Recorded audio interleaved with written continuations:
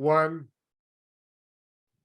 Welcome, everybody, to Serving in Business. This is your host, Steve Ramona, and I'm super pumped the day after Thanksgiving, so both of us are full, but I've got Victor Hathuc, who's a financial advisor with Edward Jones.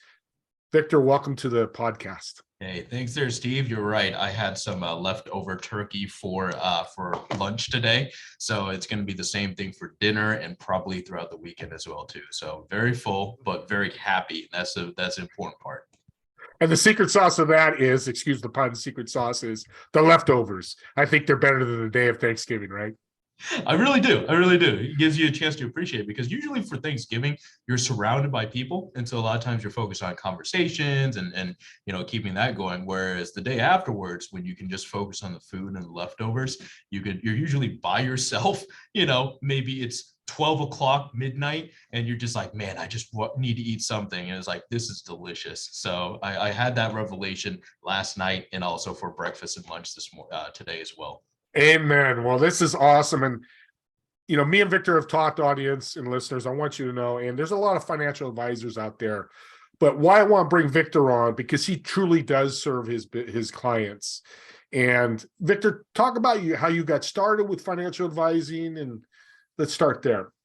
Yeah. It's been actually a lifelong dream and journey of mine because I've I currently live in St. Louis, and I was born here in St. Louis, but I grew up in Florida. And growing up, it was one of those things where my parents really wanted to push me to kind of go into whatever field I wanted to. They didn't push me to go into legal or medical or whatever. So they kind of just left it open. And at an early age, I remember I was in fourth grade when we had to do one of those projects where you were keeping track of one company and their stock over time.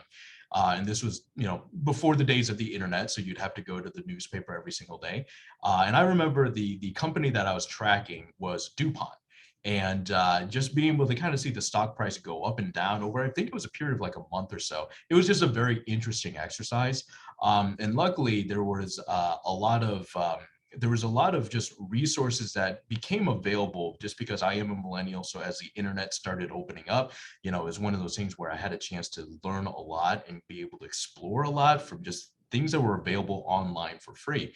And that really kind of piqued my interest in financial planning and the financial services industry. So when I was in high school, my high school had a program where they allowed you to be able to get credit hours if you interned at a local business.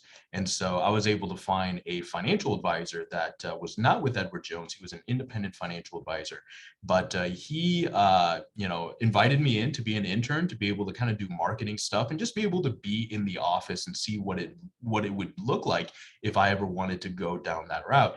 And so it really did solidify for me. So when I went to college, studied finance at the University of Florida, knew I wanted to be able to get into this industry.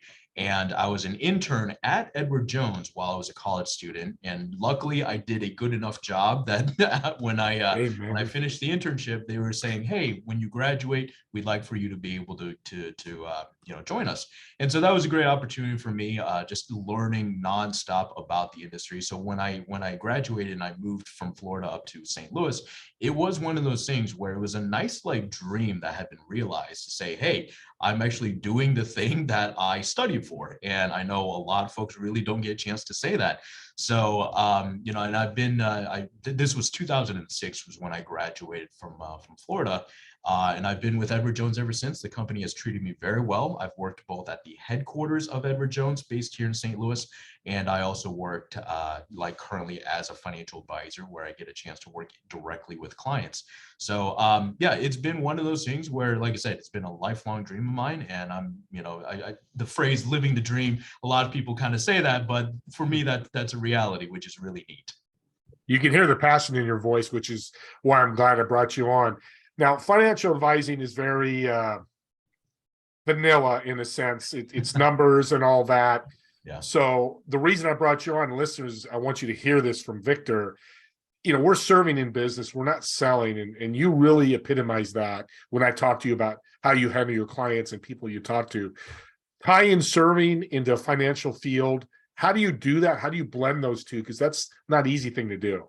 Yeah, I think what you said there, the financial services field, when you said vanilla, I would very much agree in terms of the industry as a whole. It's very commoditized, to be honest, because any of the products that one firm has to offer, you can more or less find it at a lot of other firms, right? So it's one of those things where the question is, how can I really make sure that anyone who chooses to work with me, they get the best experience possible? And it's been one of those things that Edward Jones provides a lot of great training for us, and they really encourage us to be able to kind of make our practice our own. And what sort of families and clients do we want to make sure that we get a chance to work with? So I put in a lot of places just talking with my branch administrator of how can we make sure that we provide the best client experience possible. And the way that I like to really customize that is I say, well, the one thing is we need to make sure that we build trust with anyone who sits down with us. Even if they don't do business with me, I want to make sure that at least trust me and the things that I have to say. So they, if they choose to work with someone else, they at least remember. It's like, hey, I remember speaking with Victor and I felt very comfortable with him. So potentially, if they have someone else in their life that thinks, oh, this person might be a better fit for my practice, then by all means, they can refer them over. Yeah. So some of the things that we do is we want to make sure that we trust them by understanding what's most important in their life. And that question gets brought up a lot, but the way that I try to really kind of bring it out of a conversation is by asking folks not just what have they saved up and talking about the account values that they have, but more so what have been the decisions they've made throughout their life that bring them to where they are today. So whose advice have they taken? What good or bad experiences have they had with money? What good or bad experiences have they had with people in the financial services industry? What are their feelings about risk and how has that changed over time? What's their first memory of money? And so a lot of those things help to provide a lot of context. So I really get a chance to know not just what they've saved up, but how did they get to where they are today? And I think that's a really important step that a lot of financial advisors really don't take that extra time to go through that due diligence. But what I've seen with a lot of the conversations I've had is that it does help people recognize that, oh, well, if I talk with someone that's going to help me deal with my money, I want to make sure that they know about me first, right? Not just what I have in the bank, but what about me? What are my hot button passion issues? What are the potential pitfalls or issues I've had in the past?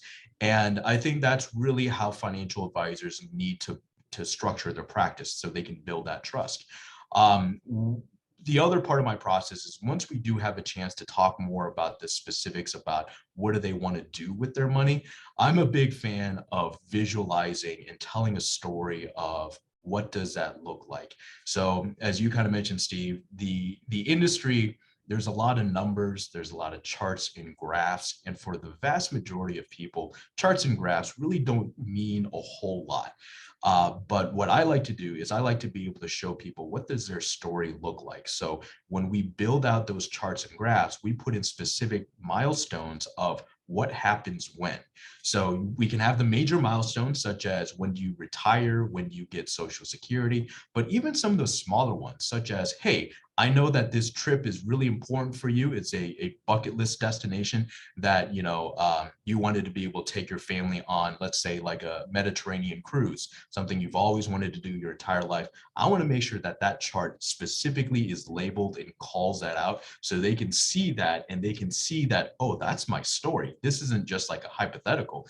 This is something that can be very real. And I've noticed that what helps is that it allows that person to really buy into this plan that we're putting together. Because yeah, it's not, I want to make sure that they not only trust me, but they also trust that plan. And the only way that they can trust that plan is if it's really customized and it really speaks to them. So telling that story is a huge part of it as well too. So those are really the things that I do to kind of help build some of that trust. And really on the back end, as we've seen over the last couple of years here, there's also a lot of question marks that people will have. Hey, we can build our plan as good as we want, but there's always going to be things that might come out of the blue, out of left field that might impact our plan or change it. And those are conversations I love having with folks because, it allows us to play a lot of what ifs. So we can create different scenarios to, again, allow them to trust that plan as a whole. So what happens if, let's say, for example, They have some unexpected medical expenses. What happens if they live a lot longer than they expect? Or what happens if like the market just does very poorly for many years? So all of those what if scenarios are things that I like to be able to build in. So again, people can trust their plan, they can trust me, and they can feel good about just, yeah, what is my financial situation going to be like? So I can rest easy at night. Well, I love what you said. What I've got from that, which is two things I don't hear a lot from financial advisors, is education and mindset, the money mindset. And I love that because it is so important, because we know finances and health are two hot topics for everybody, Absolutely. good or bad. So talk about a little bit about what you do with your clients. We've talked before about this. Talk about how you stay connected with your clients with this coffee club Sure. and how that started.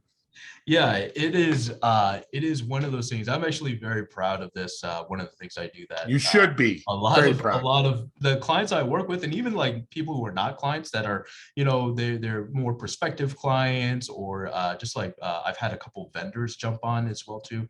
One of the things that I did when I got started is I was hosting these coffee clubs, and at first they were in person, and the Edward Jones coffee clubs that the Edward Jones provides us a lot of information for, but the whole intent is they're meant to be very informal. So a general market update, followed by questions that people can ask. And again, it's informal. It's not meant to be specific to anyone's situation, but it allows people just to talk to me in a very informal way. They can talk amongst each other in a very informal way. And it's a fun dynamic. It's one of those things where a lot of folks really appreciated that. So I was doing that, and then a couple of years ago, 2020 hit, and we know that when the pandemic started, everything went on lockdown. So in terms of being able to see people face to face, that wasn't as much of a possibility. Yeah. So a lot of folks did tell me as they were sitting at home. Let's say I had a retired couple that was sitting at home, and they really couldn't see anyone. They were missing a lot of that human connection. So they would tell me, Victor, we really miss those coffee clubs. Is there any way that you can bring them back? And obviously from a in-person standpoint, that wouldn't have been a possibility. But I did think, you know what, we haven't had a chance to travel a whole lot. And one of the things that I really love doing with my coffee clubs is not only talking about the market, but also being able to talk about coffee cultures and different tea cultures from around the world. So I figured, what if I brought that same energy and we did it via Zoom? Now, I know via Zoom, having like a large group of people, you really lose a lot of that dynamic of, those side conversations and that sense there. So what I wanted to do is I said, well, we can still talk about different teas and coffees from around the world. As people would RSVP to join this online coffee club, I'd be able to send them sample packets of different teas and coffees and snacks from around the world. And we would have a different country of focus every single time that we would run one. So it could be anything from Argentina and talking about Argentinian yerba mate tea, to we could talk about like coffee culture in Italy. And sometimes I would have someone that would be like a tour guide in Italy, be able to walk through the streets of Rome with a GoPro and be able to give like a live walkthrough of, hey, here's what Rome looks like. Here's the major attractions, the Trevi Fountain, et cetera, et cetera. So it allowed anyone who joined on to have that sense of travel and wonderment, which I absolutely love. And I felt like it was an opportunity for people to be able to, one, experience something different and something new by tasting different teas and coffees, but also being able to learn a little bit about different travel destinations and maybe put a couple different ones on their bucket list.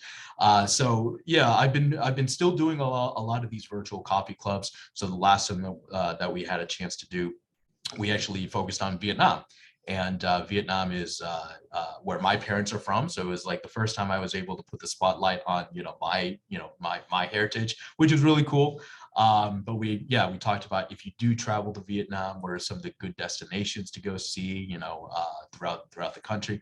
And it's been one of those, I want to be able to continue doing those forward, planning for 2023 as well too. So if anyone wants to be able to join, all they have to do is reach out to me, and I'll be able to send them the link and some goodies to sample as well too.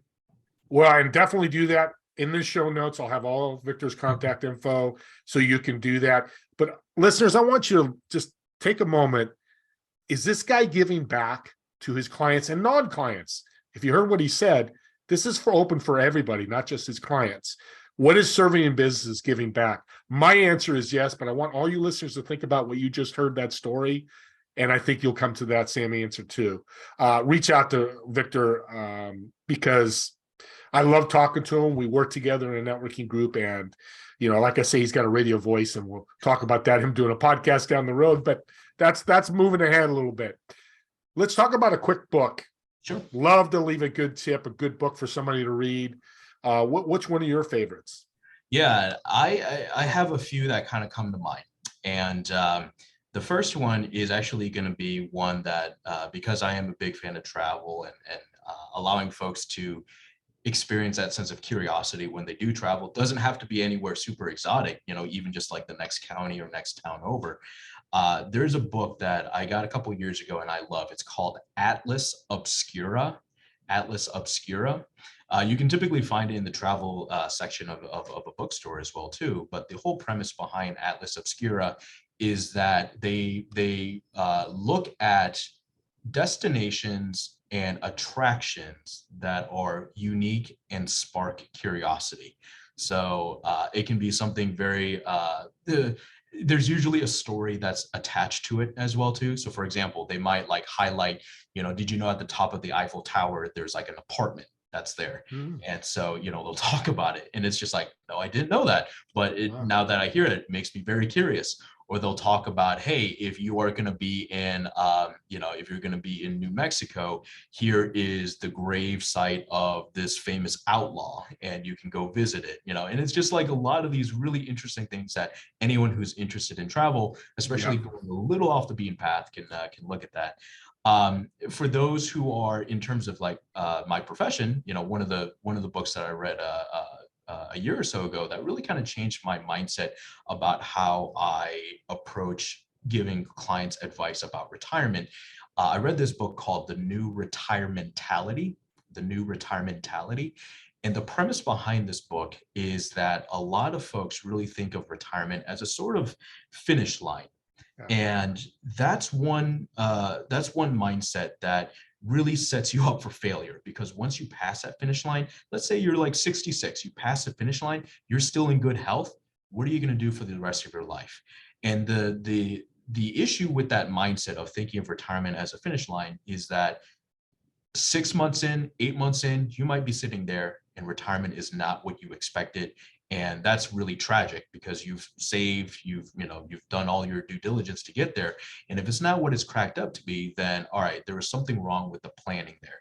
So the whole idea with this book, The New Retirementality, is really kind of say, hey, instead of thinking of it of retiring from work, from my job, from my responsibility, think of it as retiring towards the next stage of your life. So what else are you looking to do bucket list wise, and really having a chance to have those conversations of what does a good retirement lifestyle mean for me? Everyone's going to be a little different. But that book really helped change my mindset. And actually, funny you bring it up, because I did just finish an audiobook as well too, just 2 days ago, in anticipation for the World Cup. It's called How to Be an Ex-Footballer, and it's written by Peter Crouch, who, Peter Crouch is a very tall English soccer player. He played for like Liverpool, and he was on the national team and such. He had a very successful career, but he wanted to be able to have a book where he could talk about what did these soccer players, these footballers do after their career. And, he went through the same struggles of, oh, I'm in my mid 30s, late 30s, early 40s, or even like late 20s. And what do I do with my life now? And it's a sort of existential crisis that a lot of them have. These are professional athletes, and we often hear about stories of professional athletes who have a great career, they retire, and then a few years in, they're bankrupt, right? And so he had a chance to interview all sorts of people of what did they do with their post playing career, everything from either staying within the sport or doing something completely different, whether it's, running a business or becoming a cop, or a lot of very interesting examples. what people have done. So those would be a couple books I would recommend. But yeah, I feel like How to Be an Ex-Footballer, it almost is like the new retirement mentality only for athletes, right? It Yeah. kind of like speeds up. Hey, you got to think of what do you want from life, and be able to kind of position it accordingly. And hopefully you do all that planning before you get there, so it's not Right. not Right. a culture shock. No, that's fantastic. And I want to thank you. We've run out of time here, but I could talk to you for 2 hours. And listeners, you can see why I brought Victor on. He's just got so many nuggets. Again, reach out to him. He's awesome. Read him, send him an email, and reach out. Learn more, because financial money is a huge thing. Finances are huge. As I always say, a good financial advisor is like a good doctor. They can make you so much better, and make you feel better down the road, get to retirement, or like me, close to retirement.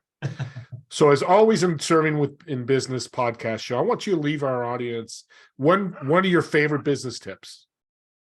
Yeah, this is one thing that someone told me this while I was in college, and I was working over the summers between classes, and one of the trainers that I had, he pretty much said, here's something that you can take no matter what you do. It's work hard, study hard, be coachable. And as simple as that is, work hard, study hard, be coachable. As I've gone through different stages in my career, I've taken that and understood the different complexities of it. Obviously, working hard, doing the right kind of work, being able to stay focused. That's one thing. Study hard, I think, is one of those things that a lot of people can get complacent at. So whatever your industry is, what else can you know about it, right? What else can you know about it? Who else can you meet that's within that industry that can impart some wisdom? And then just be coachable, where no one's going to be the expert. Even the folks that are at the absolute top of their game, there's always that opportunity to do a little better, be a little more coachable, see what else you can do, whether it comes to serving different groups of people, or bettering yourself, or just being a better leader. So I think those that phrase there, work hard, study hard, be coachable, is just something that I've always appreciated.